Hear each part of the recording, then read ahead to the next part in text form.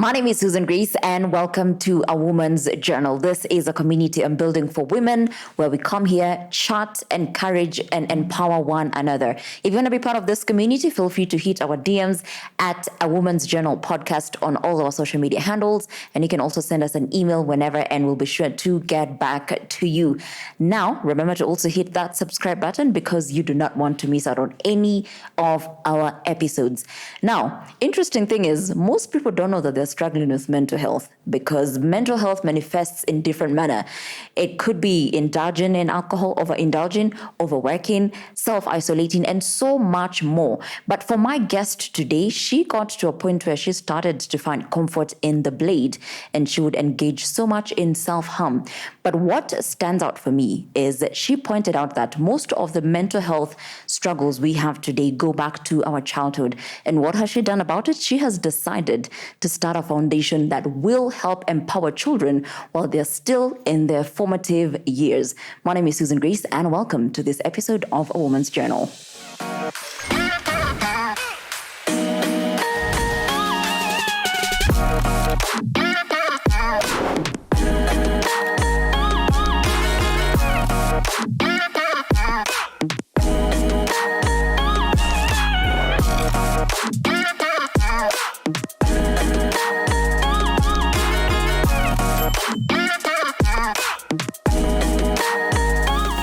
Now, the lady I'm hosting today on A Woman's Journal is a woman who we met under very interesting circumstances, and I'm so glad that we, started a friendship. But when I look at her, I can't help but think about how brave she is. Ladies and gentlemen, I present to you Emmah herself. I feel like such a big shot. Yeah? Yeah. This is the part where you say, no paparazzi today, please. How are you? I'm very well. What did you watch, Akeshi? So I reached out to Emmah. Was it last year? It was last year. Yes, and I think yes. I'm starting a podcast. I would love to have you on it. And how many years later, here we are. Let me just say thank you for being patient with me. I'm just rahisi, but thank you so much. Thank you so much as well for having me here. Yeah. Thank you, brave as well. Yeah, asante. Thanks, girl. For the person who's seen you for the first time, please introduce yourself, who you are and what you do. My name is Emmah Mwangi. I am extremely passionate about children's mental well-being. I'm also a girl who is trying to live every day to please Jesus. I'm a Jesus girl. So that is who I am. I'm also in business as well. So yeah, basically that's who I am. It's interesting to hear you talk about kids' mental health. I don't know if there are people who talk about it, but I feel like it's a place that has there's a huge gap. And I'm like, when you think about it, maybe most of the struggles we have in our adulthood go back to our childhood struggles. Yeah. Is that one of the things that really inspired you to get into it? It is also because I know there are people out there who are also dealing with kids, but when you look at it, so much emphasis is on the adults. It's not a bad thing. But then again, I think we need people who will be going to the roots.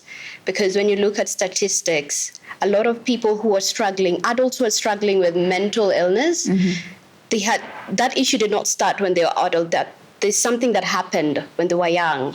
So that is one of the things that really inspired me to go back to the kids, to the roots, to find out what is going on. Yeah. So is there a particular thing that you probably experienced as a child that when you look back, you're like, this has got to be one of the things that inspired me to look into kids' mental health? Oh, yeah. And let me say that right now, this is now my number one inspiration. Yeah, as a kid, I had a very rough childhood. Really, really rough. Hello, Kikuyu's in the building. Yes, Kikuyu is Emmah Mwangi, yes. So, yeah, I had such a rough childhood. And that is where most of my issues, the mental illness started. Yes. From having a very difficult relationship with my mom to kind of witnessing my dad dying. Yeah. Do you want to talk about it? Yeah, of course. I was around 10, 11 years old. And I will never forget that image. My mom was lying on a couch and she told me, I hate you and I can't even hide it. she did not say it in English, but she said it in Kiswahili. When nakuchukia na hata siwezi kuficha. I was 10, 11. It is very hard for children to process emotions. They don't even know what it is that they're feeling. And I remember at that point, I feel as if my mind did, okay, we're going to take that information and then put it on the backside of our trousers, the back pocket. And then we're going to deal with that later. So I did not process it, right, at that moment. Because in my head, I thought about my dad. We had a very beautiful relationship with my dad. Such a beautiful relationship with my dad. And so when my mom said that to me, I thought of my dad. I didn't really think much about it. I went outside to play and wait for my dad to come, because we would always play this hide and seek with my dad when he came back home. He would see me without a sweater. Till today, I don't like sweaters. This is a miracle that I have this on. No, very much na sets, girl. So we'll play a hide and seek with my dad. My dad will be like, you do not have a sweater. And then I'll run quickly to the house. So that is what I was looking forward to. So when my dad died, my mind went, okay, we are alone. Okay, there is mom, but mom said something. Mom doesn't like you. She actually hates you. And I began writing down that my mom hates me, so no one else can love me. And that was the beginning of chaos in my life. And unfortunately, your dad passed away because he was shot dead. He was shot dead. And so I come and I live in Korogocho slums. So in Korogocho, I don't know if it's the same with other slums, but gunshots are like lullaby. It's nothing out of the ordinary. It's okay, fine. Someone is shot, okay, cool. It's nothing out. Really? Yes, it's nothing out of the ordinary. We hear gunshots every day. And so I remember it was on a Wednesday, the first week of March, on a Wednesday. And I was at home. I think I was doing something and I had gunshots. But I did not pay attention to it. Because it's normal. It's normal. Yeah. But then again, in the evening, it was around 7:30 p.m. I will never forget. I was watching this soap opera called Don't Mess with an Angel. Girl, we know them. You know. We know them. I like that. So I started seeing people coming in. So many people. And I've always been such an intuitive girl. I'm highly intuitive. And so I remember I was sent to the shop. And on my way there, I just said, God, I hope it's not what I think. And even when I said that, I did not think so much about it, right? So when I came back, they broke the news to us that my dad was shot dead. Ouch. And I was like, as a child, so what am I going to do with that information? And I remember I went to a certain mtaro, and I sat there. I did not cry. I never cried.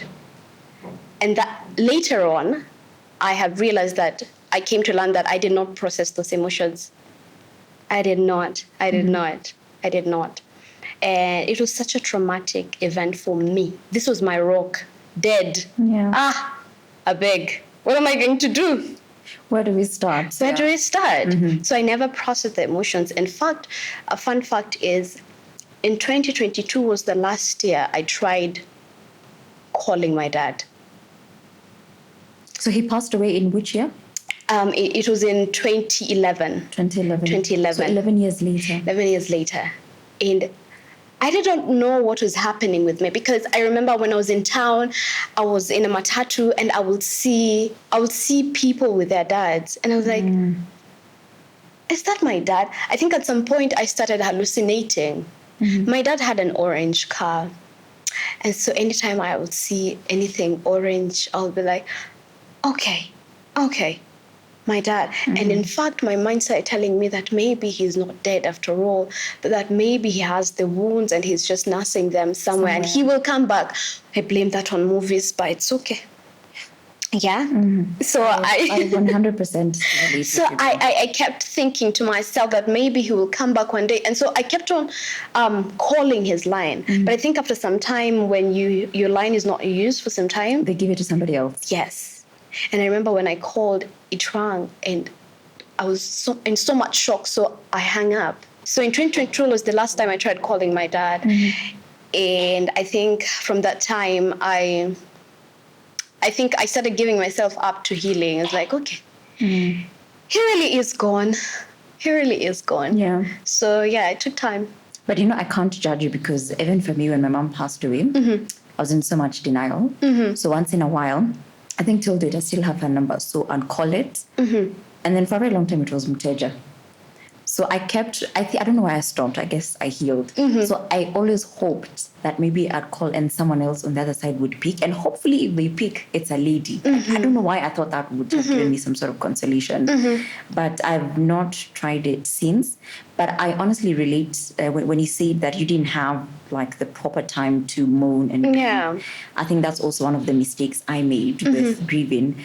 But it's because there's always one thing after another. So you feel like, what shall I try next week? And before you know it, for me, it's almost clocking 10 years. Oh, wow. And I still don't feel like I've grieved properly. But yeah, hence why we need to go for therapy. But now here you are, Emmah, your best friend, who's your dad, has passed away. You are now with your mom, who has like occasionally told you, I actually don't like you. Yeah. What was that like? It was hard. Yeah. Let me just say that now that I'm an adult, I understand that there is like and there is love. So when my mom said that she does not love me, it wasn't just, I don't like you because you've done something. It is, I don't love you and I cannot hide it. It was hard. It was extremely hard. I remember because in 2011 when my dad passed, I was in class 8 then. So I was almost transitioning to high school. And when I went to high school, I had a notebook. And in that notebook, I would write, my mom hates me. No one is ever going to love me. Yeah. And I filled that notebook with that. I remember anytime we wanted to break for a midterm, I would be like, Junior Ngetuna principal. Can I stay? Is it possible? Oh, but then again, it's not possible. So every time I went back home, so if my mom was in one room, if I was in this room, and then if my mom comes in, I'll get out, I'll get away from that room and go to the next. If she comes there, and maybe she's not even coming to me, or it's because she's present in the she's getting something, or she's doing her own thing. But I never wanted her presence around. I had a very bad relationships with mothers. I would look at any woman and start asking myself, how are you treating your children? Yeah. And to some extent, it has crippled me with so much fear, because I fear that I will not be a good mom, right? And so my relationship continued like that until one day I remember I wrote my mom a letter. And I think this has to be one of the hardest things. I wrote my mom a letter and I told her, I do not know how to love you. So I hope you can give me time. Give me time. I do not know how to love you. It is difficult because when you look at the Bible, you are supposed to like respect those people, but it was so hard. And I remember I was writing on WordPress one day, and I said, "How can God command me to love my mom?" Right? Because we are told to love, and honor them. Yeah, and so how can God ask me to love my mom? And when she said she doesn't love me, you know what I did? I said, okay, you don't love me? Simple, I'm also not going to love you. So I started doing things to frustrate her, and to see her in pain. But then again, when I saw her in pain, I was like, maybe I should not have done that. But then again, I was like, okay, you do this, I do that. You'll do this, I do that. So that I wanted to grow so cold towards her, so that even when she tells me again that I hate you, it wouldn't hurt much. And I remember this one time my mom did something good for me. This one time I remember, and I was so scared. I remember calling a friend of mine called Susan. Oh. Yeah, called Susan. And I was like, okay, my mom did this. She did that. What is she up to? What is she up to? What is she? Because I'm not used to her that being side of like her. that. Uh-huh. Yeah. And so my mom, her telling me that she does not love me, you know what that did? It has transitioned to me being an adult. So even in relationships, if you tell me that you love me, I will laugh. I used to laugh. I remember there's this certain guy who told me that I was beautiful. I blocked him. No way. I did. I think about it right now and I'm like, what? I did that. I blocked him. Yeah. I blocked him because why are you lying to me? Why are you lying to me? And then on top of my mom telling me that she doesn't love me, it was constantly, there's nothing good that is going to come out of you. You're going to get pregnant outside, Out of wedlock. out of wedlock. And I'm like, okay. So my mom constantly made me feel worthless, as if I amounted to nothing. She made me feel like a mistake, and that took time for me to shake. Yeah. It really did take time. Have you forgiven her right now? I have. Also, let me just put out a disclaimer. I do not hate my mom. This is something now that happened, but I have learned to respect her and to love her. It is hard. It has been so hard. Yeah. But yes. But you guys are in a better space. We are in a better space. Yeah. It's not where I would want us to be, but it's much better. Okay. Really much better. That's great to hear. Yeah. And I know the first time we met, let me just tell them, the first thing I noticed were marks on your hands. Yeah. And I instantly related and I was like, I would be curious to know what is the story behind this because as someone who struggled with mental health, I also took refuge in the Blades. And I don't know if these are some of the things that pushed you into self-harm. Are they? Yes, they are. Yeah, especially your dad's passing. Yeah, my dad's passing because that was the first time that I cut myself. I actually even have a mark right here on my wrist. That was the very first time that I cut when my dad died. I can't even tell you where I saw it, how I came up with it, but I know that I must have consumed it in movies or something. That was the first time I cut myself when my dad's passing. But now with my mom, living with my mom, it was constantly, she'll say something, she'll make me feel terrible. And because I did not know what to do with these emotions, I would cut myself. And now my mind will shift from what I'm feeling to the pain in my hands. It will take it will take a moment. Like I'll just concentrate on my arms, the blood, the cutting. Now I have to like wash the blood away, and for a moment I'll forget about what you had to worry about. Yes, what I was thinking about. And even when I remember, there's so many times that, and I did not have friends. I never, in Korogocho, I never had friends. My mom brought me up like that. Till today, my friends are outside Korogocho because my mom would see me with friends and she's like, you want to get pregnant? Do you want to get pregnant? It's like, no, we're just having fun. So I never grew up with friends. And then also keep in mind, as she's asking you that, she's also the same person who keeps telling you nothing is going to amount to you, you're going to end up pregnant. Yes. And so I would sit on that bed, I would lie on that bed and I would cut myself.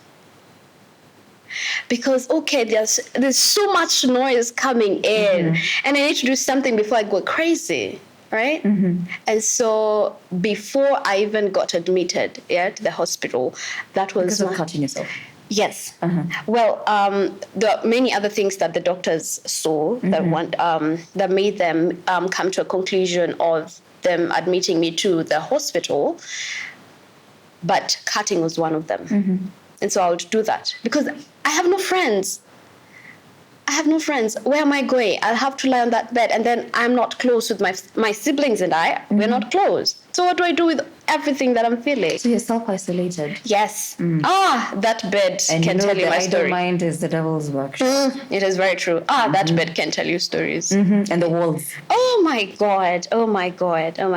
It's interesting how I'm relating with all this. So carry on. I like it because it shows there are times you'll talk to people, and I remember there are times people would ask me, unajikata, so ski uchungu. I'm like, how do I even explain to you? You will not understand. Yeah, because for me, someone once told me, sasa hii ni ujinga gani mnafanya? And I'm like, I can't do that. Yeah. Because you've already judged and dismissed me. You're thinking you think it's craft work. Yeah. But there's a lot of turmoil that you're dealing with behind the scenes. I think people don't understand that it's a coping mechanism, and it's because we do not know anything better at that specific point. What do I do? This is what I know. This is my outlet. Yes, Yeah. this is what I know. This is how I express myself, right? And I think a lot of people don't understand that. And I think people need to know and really understand that anyone who is self-harming is not doing it out of fun. It is not fun. You heard it. It's not. It is not fun at all. Yeah. Because you're cutting yourself with blades. There's a risk of germs. Yeah. It's wild. So I like that you say that it's a coping mechanism. Yeah, it is. And we're not in any way trying to romanticize it and trying to make it look cute. It's just, and this is why I want us to have some of this discussion so that we can see mental health is broad. There are people who go out there to scream. There are people who overindulge in alcohol. There are people who just get into different outlets. It's just that now today we happen to be addressing this one of self-harm because we want people to understand where it comes from. It comes from a place. It comes from a place of numbness. Our ancestors of our kid. It comes from a place of numbness, and there's always that urge to feel something. Yes. And unfortunately, for some of us, we would chase the pain. Yeah. But just so that we're clear, you don't do that anymore. I don't do that anymore. It's a miracle. Yay, high five.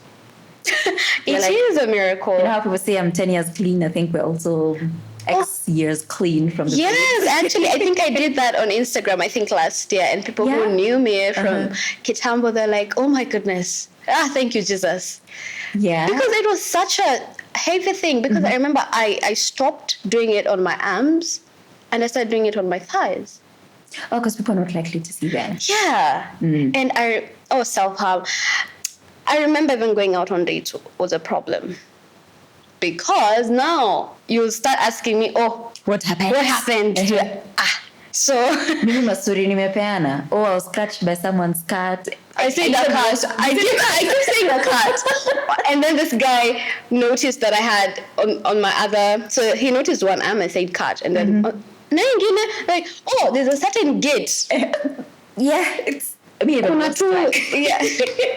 about the cats.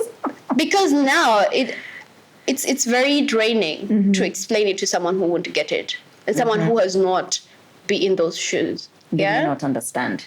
They will not understand. What would you say was your hardest part of just trying to get yourself together and being intentional about your mental health? Support. Yeah. Support and finances, because I had to go to therapy, and antidepressants are like 1 million. They're not cheap. They're not cheap at all. So I'll say support, because a lot of people left my life at that point because I think they felt every day with you, Emmah, is another thing. It's either you're cutting yourself or you are crying. You're just calling us crying. I think they were not graced for me, and that's okay. Yeah? So that has to be the hardest part, support system. Because before I was admitted to Mathare Hospital, it was just my family. We are not close, right? And I do not have friends. So when I went to Mathare, when I was admitted in Mathare, that is when people now started leaving. I will never forget. I have this friend now. He's now my friend, called Collins. I remember his friends were asking him, what are you doing with this girl? Because he's at Mathare. What are you doing with this? Why do you hate your life? What are you doing with this girl? It's at Mathare Hospital. Yeah. And so, but this guy called Collins never went away. He stayed. He made sure that he would find out places where I would get meds, because he's also a doctor. After Mathare, now I got one strong support system. Because that was my issue. And then I come from a place where, oh my goodness, I just want people to understand me. Now it's different. Because I had all these other issues, abandonment issues. I don't want people to leave. I want you to understand. Could you please stay? I will try to stop cutting myself. And then I met a girl called Susan. Another Susan? That same Susan. Okay. Yeah. And that has been my greatest support system. Yeah. Yeah. I mean, I don't want to toot our horns, but Susan, great support system. I'm just saying, just for the people to know out there. Yeah, because I remember the entire time it was very hard because, as I've said, my hardest part was support and the finances. So Susan came in as a support system and came in with the finances. So she would wake up 7 a.m. I think, I don't know, I used to do therapies on Wednesday.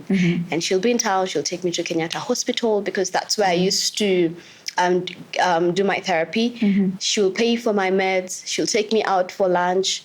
She was there. She was like, call me anytime. Take me through your thoughts. And I'll take her through the most crazy thoughts because apart from being suicidal, I've forgotten the name. Now I felt like killing other people.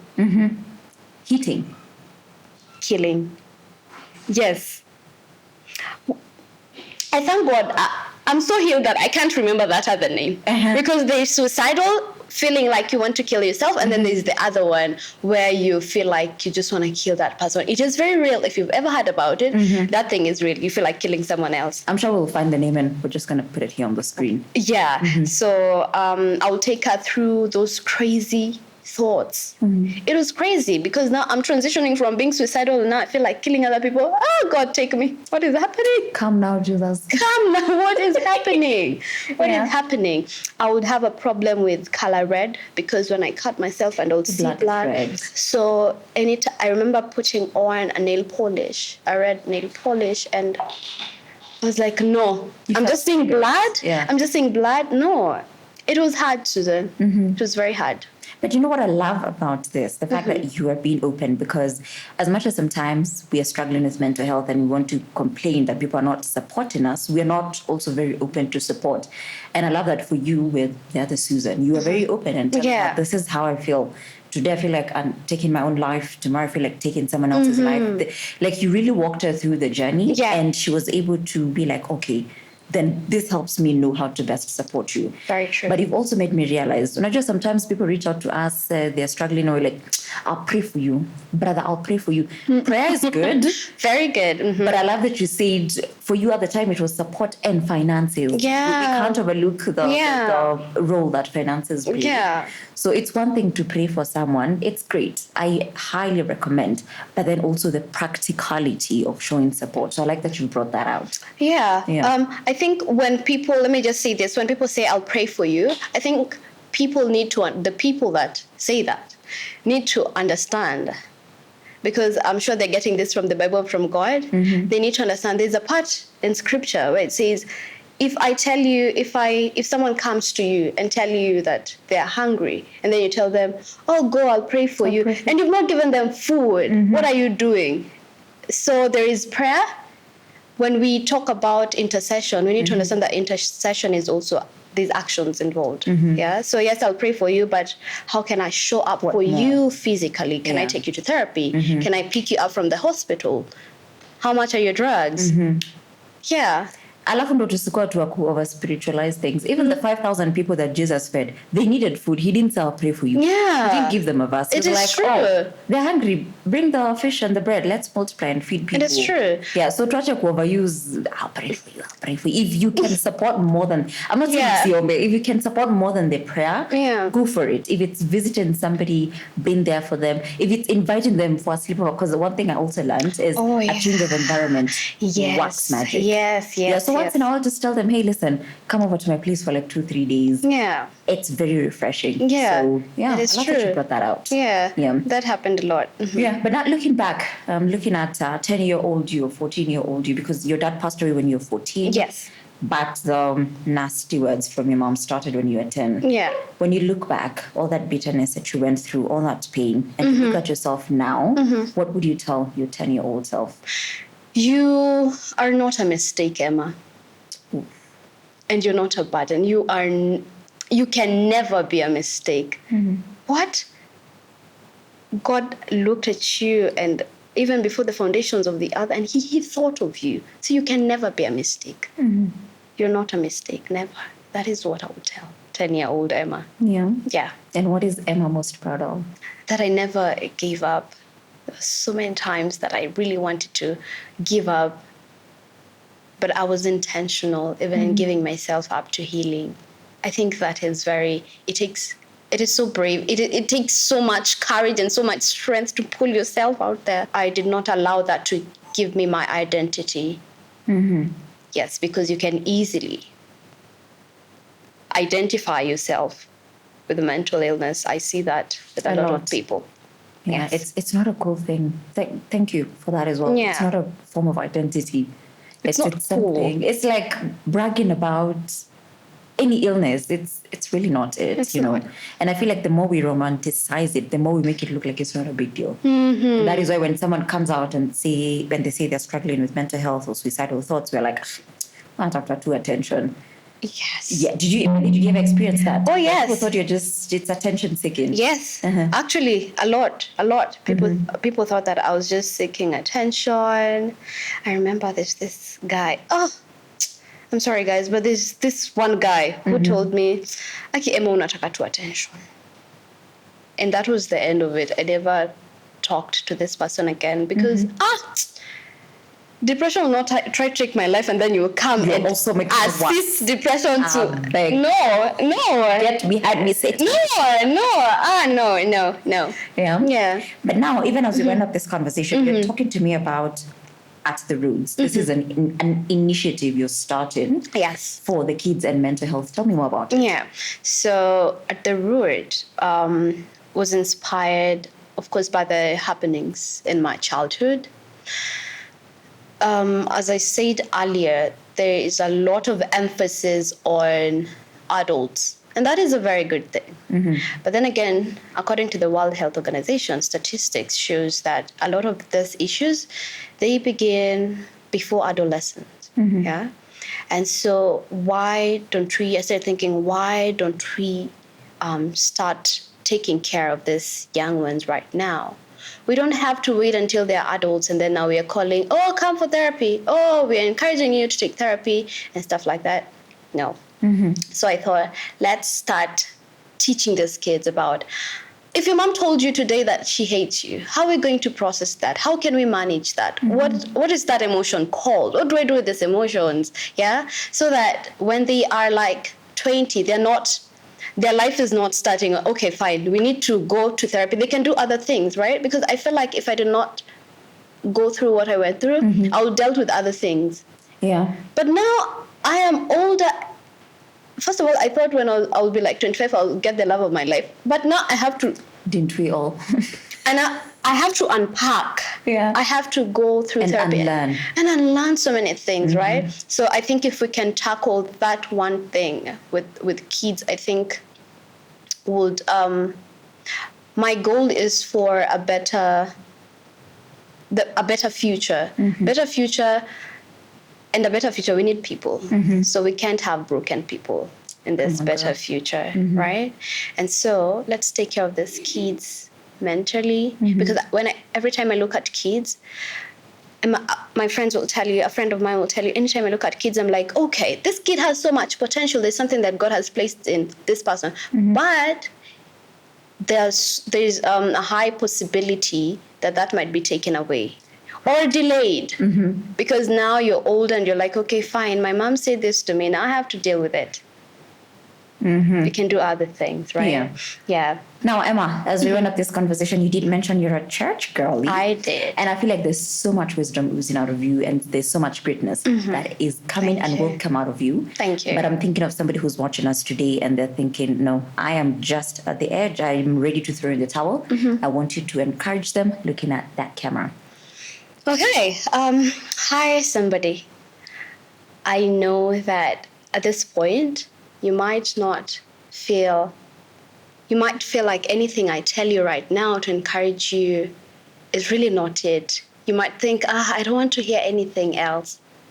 But I just really want to encourage you that your life might not be an easy one, but it's an important one. There is something that is in you, and you have to gift that to your generation. So don't give up. Don't give up. Don't give up. You're gonna get out of that hole. I promise you. I promise you. Yeah. Great. I feel like this is the part where we drop the mics, but we can't because how are we going to see the outro? But thank you so much, Emmah, for gracing my Thank you podcast. for having I me. have enjoyed having you here. I feel like there's a lot more to unpack, but we'll do that. Yeah, over that's coffee. okay. Yeah. But bless your heart. Keep doing what you're doing. Thank you for being very intentional about our kids, well, our as a society. Yes. Thank you for being mindful about their mental health. May God bless you and may God expand your territories. Amen. Now, Emmah, where can people find you on your social media handles? On Instagram only. So Emmah_Mwangi. You'll see a girl in a blue suit. That's you. Yeah, that's me. Facebook, TikTok, no? No. Okay, envy you. You're so intentional. Social media is crazy. It is crazy. What's that TikTok? Ooh, it is crazy. So that is EMMA with a H. With a H at the With a end, H, yes. then Mwangi. Yes, Mwangi. All right, There we go. fantastic. Thank you so much. If you want to support her, is it an initiative or foundation? It's an initiative. Initiative. So, Yeah. So if you want to support her and her, I was going to say ministry because I do also believe it's ministry. It Her is ministry. of, looking out for the kids and their mental health. Feel free to reach her. And thank you guys for keeping us company here at A Woman's Journal. I am building a community of women where we can come together and empower each other. So if this story has ministered to you, if you feel like there's something great you've gotten out of this podcast, rather this episode, drop your comments below. And also you can hit our DMs. I'm going to put our socials up on the screen. And also remember to subscribe because better episodes are on their way. My name is Susan Grace, and until next time, God bless you.